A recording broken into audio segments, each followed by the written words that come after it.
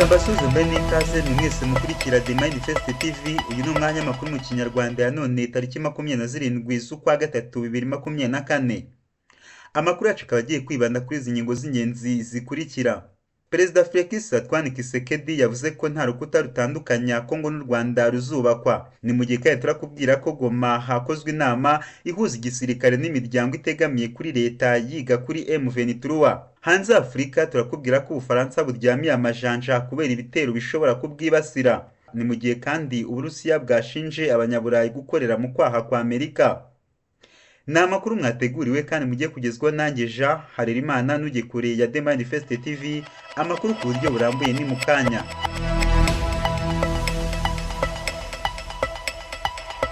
Ikaze mu makuru yacu ku buryo burambuye. Perezida wa Repubulika Iharanira Demokarasi ya Kongo Felix Antoine Tshisekedi yavuze ko nta gahunda ihari yo kubaka urukuta rutandukanya Kongo n'u Rwanda. Ibi yabigarutseho kuri uyu wa mbere tariki 25 Werurwe 2024 ubwo we na mugenzi we wa Sudani y'Epfo Salva Kiir Mayadi uyoboye EAC bagiranaga ikiganiro n'itangazamakuru. Ni ikiganiro cyagarutse ku ngingo zitandukanye zireba umuryango wa Afurika y'Iburasirazuba by'umwihariko ikibazo cy'umutekano mu burasirazuba bwa Kongo. Mu bihe bitandukanye sosiyete sivile muri Kongo yakomeje kotsa gitutu Perezida Tshisekedi isaba ko hakubakwa urukuta rurerure rutandukanye u Rwanda na Kongo mu rwego rwo kurinda amakimbirane ayo ariyo yose. Iki kibazo yongeye kukibazwa ku kiganiro n'itangazamakuru amaze yirura ko nta gahunda ihari yo kubaka urwo rukuta ndetse ko byasaba ubushobozi bwinshi. Ati Kongo ifite abaturanyi 9 nitwubaka urukuta bizagorana guca inzira ijya muri Kongo. Ndatekereza ko twazicuza kuko twakoresheje amafaranga menshi muri icyo gikorwa aho kuyashyira mu bindi. Imana y'ubwayo izi ibyo Kongo ikeneye kugira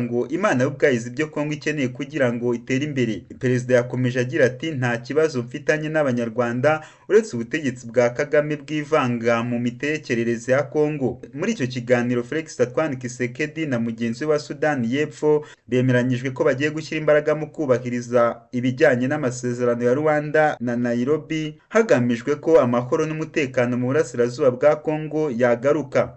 Tukiri muri Kongo kandi reka tukubwire ko Goma hakozwe inama ihuza igisirikare n'imiryango itegamiye kuri leta yiga kuri M23. Muri Repubulika Iharanira Demokarasi ya Kongo mu mujyi wa Goma habereye inama ihuza ubuyobozi bw'igisirikare n'imiryango itegamiye kuri leta yiga ku barwanyi ba M23. Abitabiriye ibi biganiro ku ruhande rw'abahagarariye abategamiye kuri leta harimo witwa Kariri Nzanzu wanavuze ko guhura kwabo n'igisirikare byabongera ubushobozi bwo kumenya uko bahangana na M23. Baganiriye ku bibazo by'umutekano w'abaturage ahanini bo mu ntara ya Kivu y'Amajyaruguru mu burasirazuba bw'iki gihugu by'umwihariko mu kizwi nka quartier ya Sika harimo ibibazo by'Ikasindi na Rubiriha. Ku ruhande rwo guhashya M23 aba bayobozi ngo basabye ko hakwiye kwibandwa mu kureberera hamwe uko uyu mutwe wakwirukanwa mu duce twa Nyiragongo, Masisi na Rutsuru. Ni mu gihe guhera mu gitondo cyo kuri uyu wa kabiri tariki 26 Werurwe 2024 igisirikare cya Repubulika Iharanira Demokarasi ya Kongo n'abafatanyabikorwa bacyo bavuzweho kubyuka bagaba ibitero ahantu hatandukanye cyane.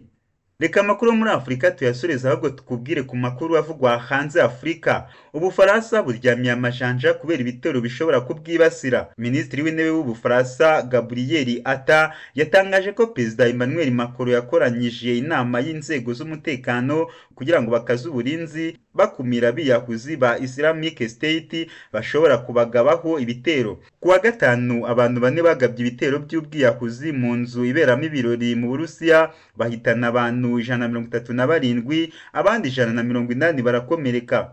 Minisitiri w'intebe Gabriel Attal kuri uyu wa 24 Werurwe yagize ati nyuma y'igitero cyagabwe Moscow Perezida w'Ubufaransa yatumije inama y'ingabo z'igihugu hamwe n'akanama k'umutekano muri uyu mugoroba kuko Islamic yigambye iki gitero kandi bikaba bisaba naho byerekeza no ku gihugu cyacu. Twahisemo kuzamura urwego rwo kwitegura ibitero bijya ku ruhambaye. Ubufaransa bwatangiye gukaza ingamba zo kurinda umutekano, kwirinda ibitero by'iterabwoba muri 2015 nyuma y'uko abiyahuzi bagabye igitero cyahitanye abantu 17 mu mujyi wa Paris. Muri icyo gihe hahise hashyirwaho ingabo zihora zizenguruka umujyi wa Paris, ariko mu Gushyingo 2015 nanone abiyahuzi biturikirijeho ibisasu bahitana abantu 130. Reka tukubwire ko kandi Uburusiya bwashinja Abanyaburayi gukorera mu kwaha kwa Amerika. Guverinoma y'Uburusiya yahamije ko umuryango w'ubumwe bw'Uburayi EU ukorera mu kwaha kwa Leta Zunze Ubumwe za Amerika bigeneye n'ubufasha buhabwa Ukraine.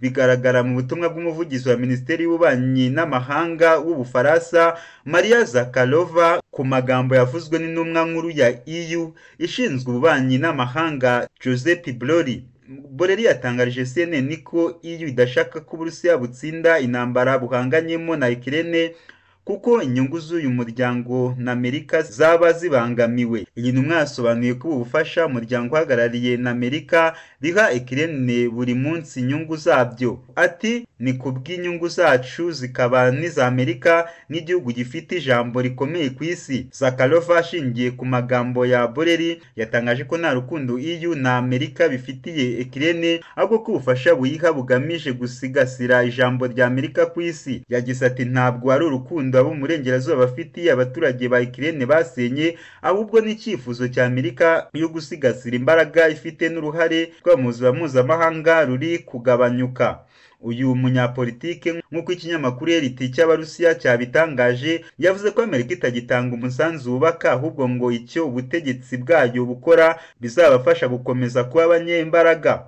Zakharova, Perezida Vladimir Putin n'umuvugizi we Dmitry Peskov bagaragaza ko EU na Amerika bimaze gutakaza amafaranga menshi muri Ukraine, kandi ngo ni icyemezo abaturage babyo batishimiye. Amerika yatangiye gufasha Ukraine kuva Uburusiya bwatangira iyi ntambara muri Gashyantare 2022.